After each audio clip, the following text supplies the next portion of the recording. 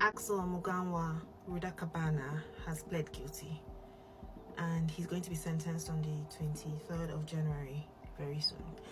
If you've heard about this case and you need an update, this is the update. If you've never heard about this case, I'm going to go into the details. So yeah, this is the video for you. On July 29, 2024, Axel, a 17-year-old boy, carried out an attack that left an entire community shattered. It happened at the Heart Space, a community studio in Southport, during a Taylor Swift-themed dance class filled with 25 children. Axel entered the class armed, and he began his rampage. He killed 3 young girls, a 6-year-old BB King, 7-year-old Elsie Dot Stancombe, and 9-year-old Alice Da Silva Aguirre. 8 other children and 2 adults were injured in the attack. The entire nation was stunned. How could this have happened in a quiet town, in a place meant to bring joy to children, a dance class?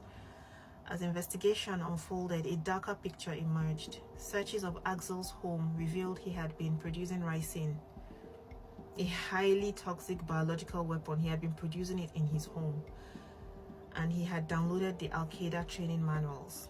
Despite this, authorities did not classify the incidents as terrorism related because there was no clear motive found. Axel refused to speak during early court proceedings, forcing the judge to enter not guilty pleas on his behalf.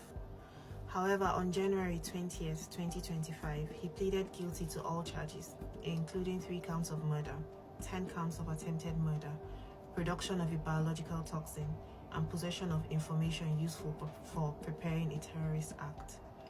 His sentencing is set for January 23rd, where a life sentence is expected. But how did a boy from a seemingly normal family and a creative background end up committing such a horrific act?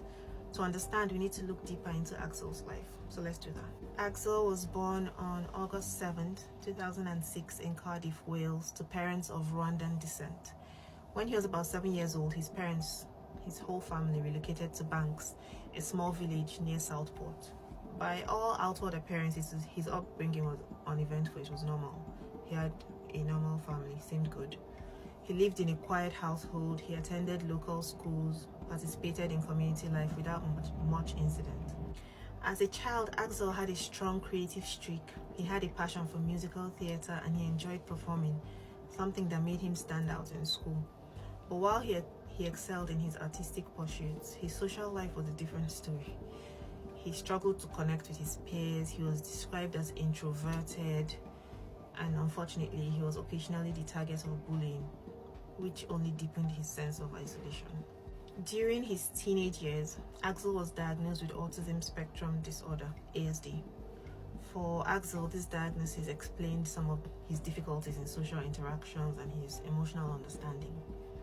People on the spectrum often need structured environments and tailored support to thrive, but it's unclear whether Axel received the help that he needed. I don't know.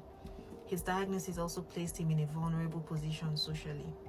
Teenagers already face immense pressure to fit in. Not naturally, they face that pressure. But now Axel's differences made him an easy target. Despite these challenges, he continued to participate in creative activities, which might have been his outlet. However, underneath the surface, things were changing quite quickly, but his family did not notice. Somewhere along the way, Axel's interests took a dark turn. He became deeply fascinated with violence, spending hours and hours online researching weapons and extremist ideologies. Police later found Al-Qaeda training materials on his devices, which he had been reading, and evidence that Axel had been producing ricin, a substance so toxic that even a small amount can kill. Thank God he was caught before he had the chance to use this. Looking back, there were multiple signs that Axel was struggling. His withdrawal from social life, his fixation on harmful ideologies, and even his isolation could have been indicators of deeper problems. Yet it appears these signs were either overlooked or dismissed. It's very important to note that autism spectrum disorder does not predispose someone to violence. I need us to understand, just because somebody has ASD does not mean that they're going to be violent. However, the combination of his unaddressed mental health struggles, his social isolation, and access to extremist materials created a dangerous cocktail in Axel's case. Did he feel alienated from his peers? Did his obsession with violence stem from frustration or maybe a need to assert control? These are the questions that linger and that will probably never be answered. This case raises difficult questions about societal responsibility. Could Axel's trajectory have been altered if someone had stepped in earlier? Were there moments when his struggles could have been addressed before they spiraled out of control? I mean, nobody can be blamed for this but Axel. He did this. But was there a way to have stopped it before it happened? Is the question.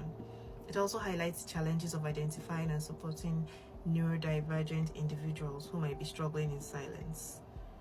Not all of them are predisposed to violence, like I said earlier, but still, we need to look for red flags. Axel's autism diagnosis was a key factor in how he processed his emotions and navigated the world. But without the proper guidance and support, his struggles were left to fester. And this was the result. This is a case that defies easy answers because Axel's crime was horrifying. Those poor babies.